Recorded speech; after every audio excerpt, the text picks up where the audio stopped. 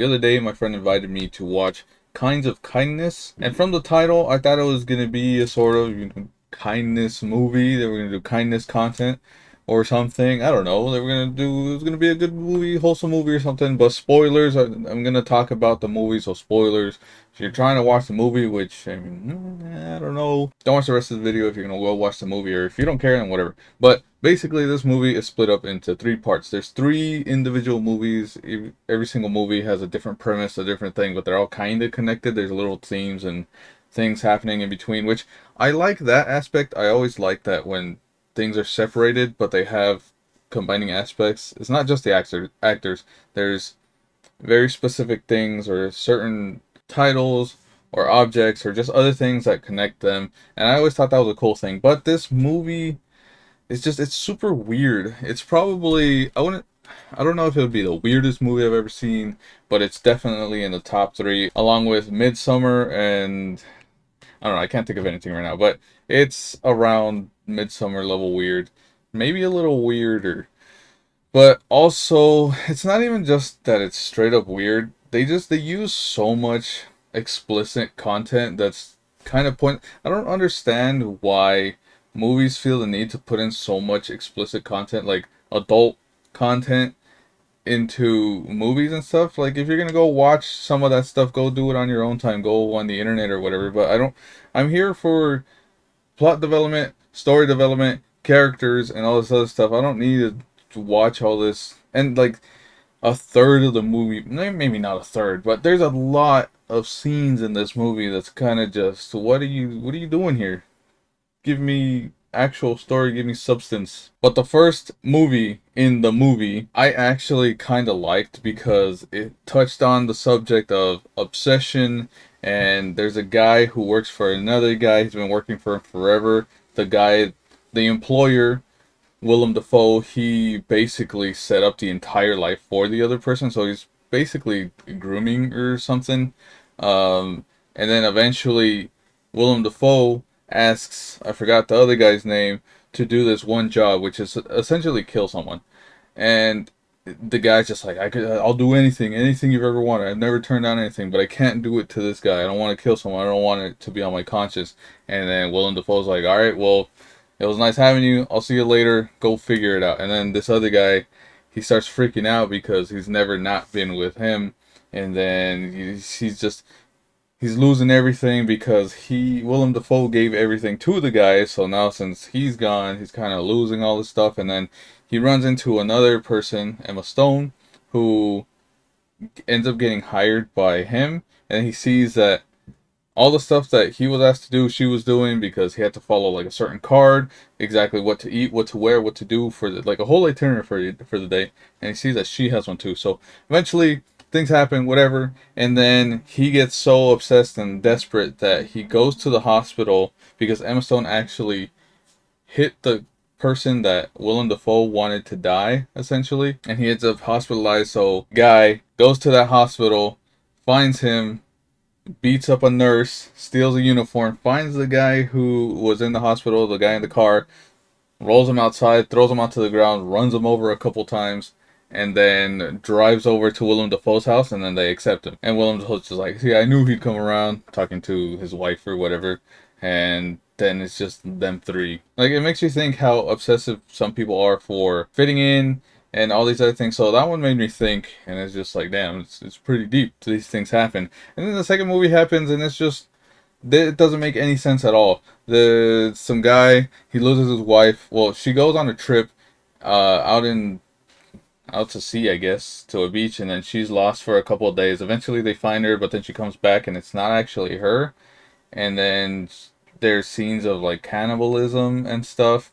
And then this one's also more explicit content. It's just them, it's the friends. They're like doing stuff together, and then her, and they're watching movies. I don't know. But eventually she comes home, but then it's not actually her because her shoes don't fit, and then she's eating chocolate, and she used to hate chocolate, and all these little things that the guy's piecing together. He's like, "Oh, that's not my wife.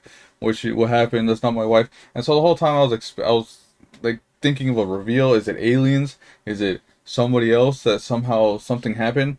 And then all of a sudden, when you start focusing on the wife, and seeing why doesn't any of these things make sense anymore, he ends up shooting somebody in the hand and he starts eating their blood or something, and I don't understand what, that didn't make any sense.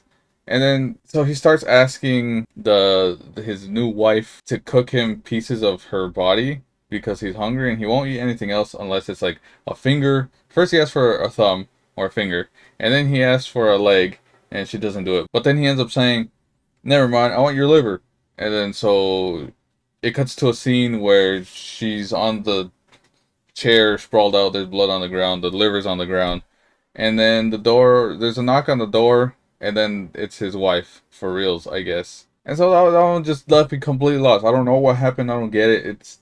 I didn't like that one. And then the third movie, it's another sort of, I guess, message or something.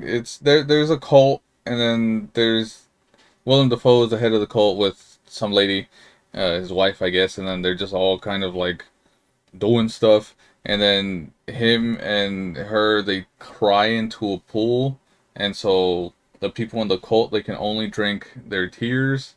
And Emma Stone, which is one of the main people in the cult, she left her husband and her daughter, and then to go be over there, and they're looking for, well, she's looking for, I don't know if the cult was looking for them, but she's looking for a person. It has to be a twin, and one of the twins has to be dead, but the twin has healing properties and can basically revive people.